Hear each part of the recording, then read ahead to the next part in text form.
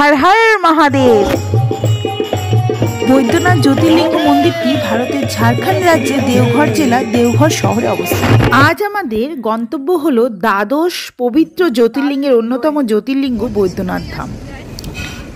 এবারের দেব দীপাবলিতে আমরা পৌঁছে যাই বৈদ্যনাথ ধামে।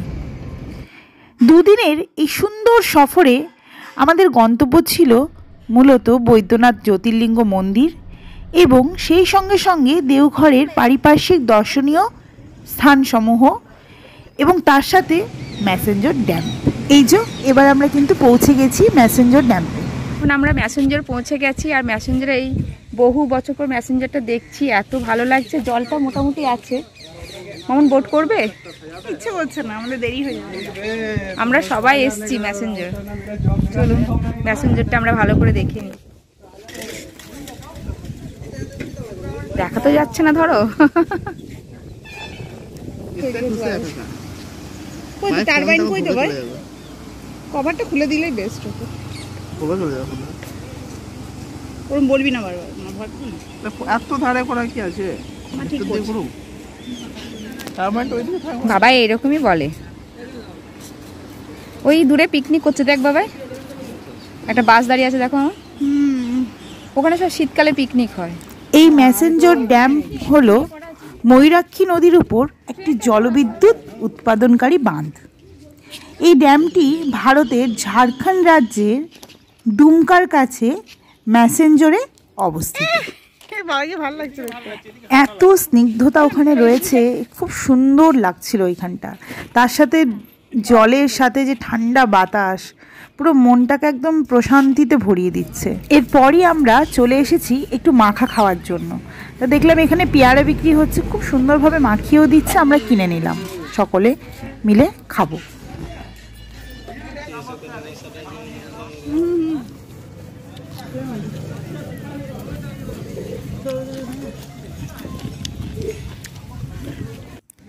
গাড়িতে ওঠার আগে একটু ফটো তোলার চেষ্টা করছি আমরা।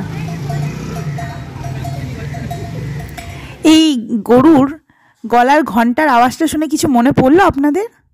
আমার কিন্তু মনে পড়েছে, ঠিক ধরেছেন, ডিডিএলজির সেই আওয়াজটা একদম, তাই না? ওই রকম মনে হচ্ছে না?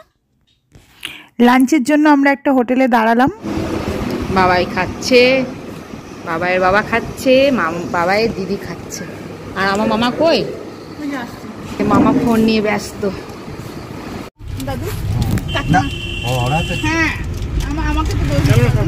লাঞ্চের পর আমরা চলে গিয়েছিলাম ত্রিকুট পর্বত দেখতে। সেখানে অনেক বাঁদর থাকার জন্য আমরা ভিডিওটা ঠিকঠাক করতে পারিনি, দু একটা ছবি তুলেছি, সেটা এই ভিডিও শেষে দেব। এখন আমরা চলে এসেছি তপবনে। এখন আমরা তপবনে এসে পৌঁছে গেছি। আর পাহাড়ে আমি একাই উঠতে পেরেছি, মামুন আর মামুনের কাকু উঠতেই পারেনি। অর্ধেক রাস্তায় ওরা থেমে গেছে, ওরা অর্ধেক রাস্তায় আছে। আর এই দেখুন এখন পাহাড়ের মধ্যে আমরা রয়েছি, আমরা মানে আরও অনেক মানুষ রয়েছে। আর নিচে ওই বাজারটা দেখা যাচ্ছে। কাকিমাকে আমরা সারপ্রাইজ দিয়ে দিয়েছিলাম। আমি আর কাকু কিন্তু কাকিমার পিছনে পিছনে উঠে পড়েছিলাম, ভাই আর দাদু নিচে ছিল। এই মন্দিরটা দর্শন করলাম এবং এই মন্দিরটা নাকি নিয়ম হচ্ছে সিঁড়ি দিয়ে ওঠার পর এই যে সরু একটা গুহার মতো দেখছেন, ওইটা দিয়ে বেরোতে হয়। কিন্তু আমরা না বেরোতে পারবো কিনা বুঝতে পারলাম না, খুব সরু দেখে আমরা আবার যে পথে এসেছিলাম ওই পথেই বেরোলাম।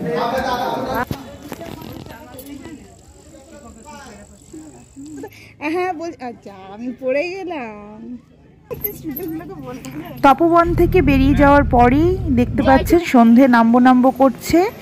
যখন সন্ধে একদম, সন্ধেও বলবো না, গধূলি বেলা, তখন আমরা পৌঁছে গিয়েছিলাম নওলক্ষা মন্দিরে। এই মন্দিরটি নির্মাণ করতে মোটামুটি 9 লক্ষ টাকা খরচ হয়েছিল বলে এটিকে নওলক্ষা মন্দির বলা হয়। মন্দিরের কারুকার্য সত্যি দেখার মতো, অপূর্ব সুন্দর।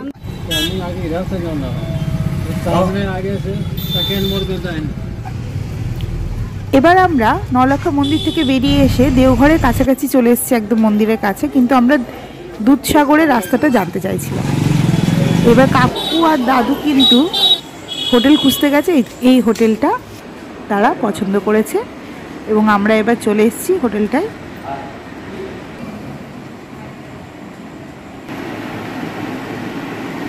আমরা দুটো রুম নিলাম, এটা একটা আর তার সাথে এই আরেকটা।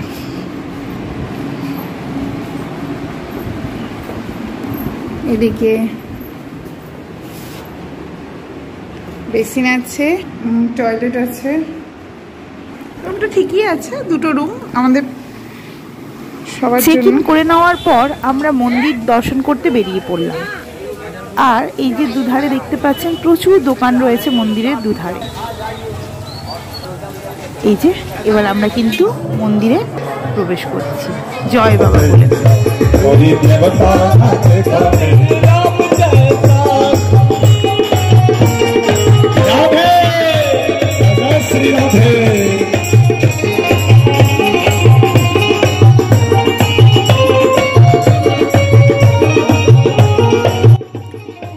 মহাদেবের পবিত্র দ্বাদশ জ্যোতির্লিঙ্গের অন্যতম জ্যোতির্লিঙ্গ হলো এই বৈদ্যনাথ ধাম। এখানে জ্যোতির্লিঙ্গ এবং সতীপীঠ একত্রে অবস্থিত। এই বৈদ্যনাথ মন্দির চত্বরে মূল মন্দির হচ্ছে বৈদ্যনাথ জ্যোতির্লিঙ্গ মন্দির, কিন্তু এই মূল মন্দির ছাড়াও এখানে আরও 21টি মন্দির রয়েছে। এই বৈদ্যনাথ ধাম ঝাড়খণ্ড রাজ্যে দেওঘর জেলার দেওঘর শহরে অবস্থিত। এইবারে দেব দীপাবলিতে বৈদ্যনাথ ধামে যে যেতে পেরেছি তার জন্য ঈশ্বরকে অসংখ্য ধন্যবাদ। ওনার কৃপা ছাড়া কিছুই সম্ভব নয়। তাই উনি যে আমাদেরকে এই সৌভাগ্য প্রদান করেছেন যে এই পবিত্র মুহূর্তে আমরা ওনার দর্শন পেয়েছি। এবার আমরা ডিনারের জন্য সবাই মিলে চলে এসেছি, অপেক্ষা করছি ডিনার কখন আসবে। এক এক করে এই যে আমাদের প্লেটে সার্ভ হচ্ছে তরকারি, রুটি, ভাত, সমস্ত কিছু। এবং আমরা পনিরও অর্ডার করেছিলাম এক প্লেট, কিন্তু সেটা আসতে অনেক দেরি হয়েছে, ওটা শেষের দিকে এসছে। ততক্ষণ আমরা বাকিগুলো দিয়েই কিন্তু খেয়ে নিচ্ছি। মেনুতে ছিল আলু ভাজা, ডাল, একটা তরকারি, আচার, ভাত, রুটি এবং পাঁপড়। মিষ্টি আলাদা করে কেনার অপশনও ছিল। আর এইটা হচ্ছে দেখুন পুজোর ডালা কেনার দোকান। এটা আমাদের একদম রুমের বাইরেই ছিল, তো আমরা দেখে রাখলাম যাতে সকালে যখন আমরা পুজো দিতে যাব তখন সুবিধা হবে। সকালে আমরা সবাই স্নান করে রেডি হয়ে গেছি পুজো দেওয়ার উদ্দেশ্যে। এই যে সবাই আমরা রেডি হয়ে পড়েছি। এই আমরা এখন ভাইয়া থেকে বেরোলাম। ও ভাইয়া এই নন্দন পার্ক, আর এবার আমরা নন্দন পার্ক যাচ্ছি।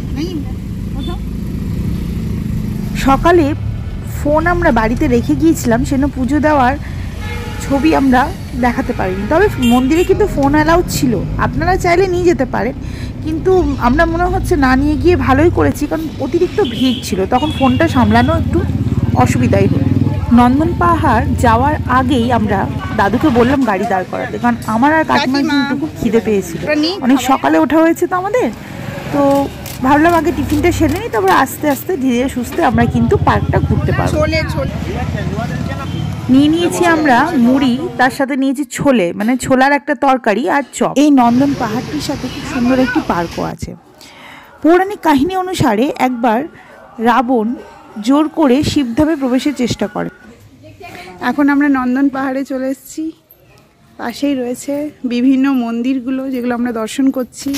নন্দী মহারাজ সেই সময় রাবণকে বাধা দিলে রাবণ ভীষণভাবে ক্রুদ্ধ হন এবং সেই সময় তিনি নন্দী মহারাজকে এখানে ফেলে যান। সেই থেকে এই পাহাড়টির নাম হয় নন্দন পাহাড়।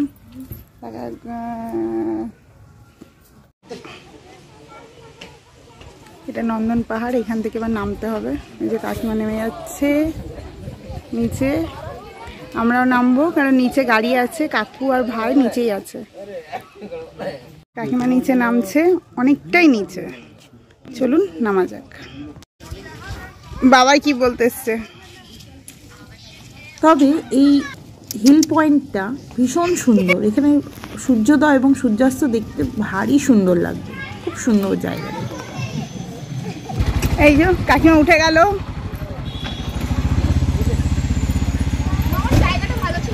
দারুণ, এত সুন্দর হিল পয়েন্টে এত হাওয়া দিচ্ছিল। কাকু এই তো কাকুকে দেখা যাবে, বাবা এই দাদুকে দেখি দাও। এটা হচ্ছে অনুকূল ঠাকুরের আশ্রম, এখানে প্রসাদ আমরা খেলাম সবাই মিলে। শ্রী অনুকূলচন্দ্র ঠাকুর কর্তৃক প্রতিষ্ঠিত সৎসঙ্গ আশ্রম, যা অনুকূলচন্দ্র ঠাকুরের ভক্তদের কাছে একটি পবিত্র স্থান। এখানে আমরা প্রসাদ খেলাম আর পাশেই আছে সৎসঙ্গ আশ্রমটি, যেটি বন্ধ হয়ে যাওয়ার কারণে আমাদের দর্শন করা হলো না। খাবার দিতে শুরু করবে তখন ওটা বন্ধ হয়ে যাবে। ও তা আমরা বললাম 3টের সময় খুলবে, 3টে। তারপর বললাম আমরা কি করে দাঁড়াবো, 3টে এখন 12:30 বাজে। আমাদের বাসুকিনাথও যেতে হবে। হ্যাঁ চলো, তাহলে আমরা পরে যাই বাসুকিনাথ দেখি। আবার যদি ভগবান টানে মহাদেব তাহলে আবার আসা হবে, অবশ্যই টানবে মহাদেব। চলো, এটা হচ্ছে আশ্রমটা। এই যে কিন্তু চাইলাম তোমার কাছে, আমার 2 রাত হয়নি, আমাকে আবার থাকতে হবে। না না আমি ফোনটা চাইছি। এখন আমরা বাসুকিনাথে 7 কিলোমিটার ওরামারি, ওরামারি ত্রিকুট পাহাড়। এখন আমরা বাসুকিনাথের পথে যাচ্ছি। বাস কেনার তো 40 কিলোমিটার এখান থেকে প্রায়। দিন আসলো।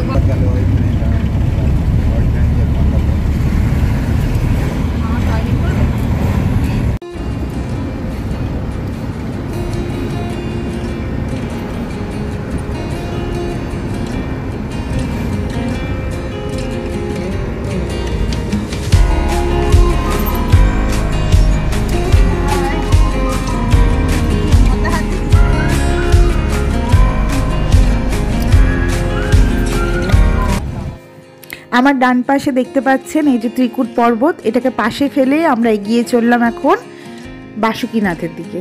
আমাদের এখন গন্তব্য বাসুকিনাথ।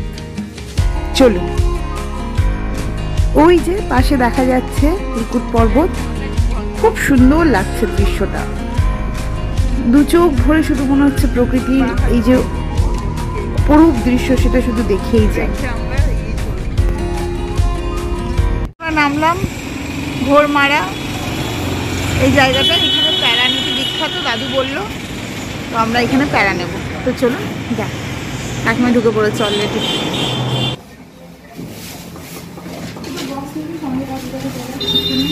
হ্যাঁ নাও। বেশ, আমি ওসব জানি না, আমি তোমাকে সব জানিয়েছি, জানিয়ে তবে আমি ফিস কাটিয়েছি। হ্যাঁ, বাসুকিনাথ ধাম হলো এখানকার দ্বিতীয় সর্বাধিক বিখ্যাত মন্দির। এটি দেওঘর থেকে দুমকা যাওয়ার পথে অবস্থিত।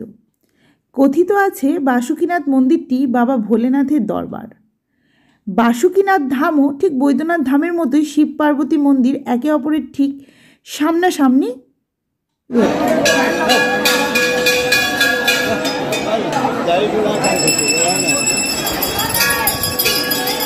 আর শুধু যে শিব পার্বতী মন্দির সামনাসামনি রয়েছে তাই নয়, উভয় মন্দির লাল সুতোর দ্বারা একে অন্যের সাথে জুড়ে রয়েছে, ঠিক যেন গাঁটছড়া বাঁধা রয়েছে। এই একই রকম কিন্তু আমরা বৈদ্যনাথ ধামেও দেখেছিলাম। এইবারের আমাদের ভ্রমণটা ছিল একদম অন্যরকম। 2 দিন ধরে আমরা গাড়ি নিয়ে বেরিয়ে পড়েছিলাম। প্রথমে আমরা শিউরির মা মৌমাছি মন্দির দর্শন করে টিফিন করে আমরা দেওঘরের উদ্দেশ্যে রওনা দিয়েছিলাম। তার আগে আমরা ম্যাসেঞ্জার ড্যাম দেখেছিলাম। তারপর লাঞ্চ সেরে আমরা ত্রিকুট পর্বত, তপবন, নবরক্ষা মন্দির দেখে বাবা বৈদ্যনাথ ধামে পৌঁছেছিলাম এবং পরের দিন পুজো দিয়ে নন্দন পাহাড়, বাসুকিনাথ দর্শন করে বাড়ি ফিরেছিলাম। অদ্ভুত একটা প্রশান্তি পেয়েছিলাম ওখান থেকে ফিরে আসা। এই বছর আমরা দ্বাদশ জ্যোতির্লিঙ্গের দুটি জ্যোতির্লিঙ্গ দর্শন করার সুযোগ পেয়েছি। এক হচ্ছে আমরা মার্চ এপ্রিলে গিয়েছিলাম, আপনারা জানেন, কাশী বিশ্বনাথ, এবং এই নভেম্বরে এবার বৈদ্যনাথ। হর হর মহাদেব, ওম নমঃ শিবায়।